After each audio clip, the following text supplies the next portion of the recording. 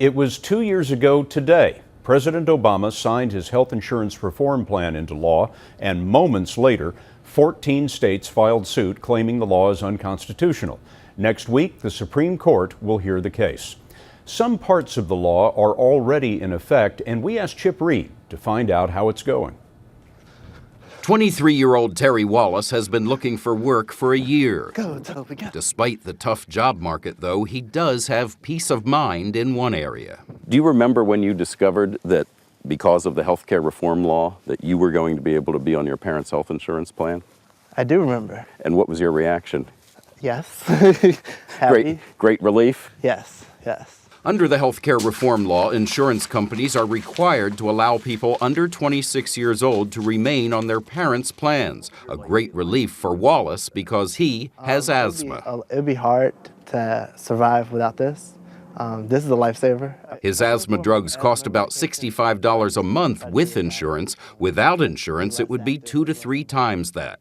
If you did not have health insurance now, would you be able to afford your asthma medicine? No, most likely not. 2 other popular provisions of the health care law have also already kicked in. Insurance companies may not deny coverage to children because of pre-existing conditions, and seniors caught in the so-called donut hole under the Medicare prescription drug program are getting relief. Richard Zirkelbach is a spokesman for the nation's health insurance companies. It's great to see that more people are getting benefits or getting coverage for services that they need. But any time that you're providing more coverage to a policy, there are additional costs that are incurred. And greater costs can mean higher premiums. For example, allowing children under 26 to remain on their parents' plans has pushed premiums up about 1%. Ensuring at least 4 million children with pre-existing conditions has increased premiums anywhere from 1 to 6%.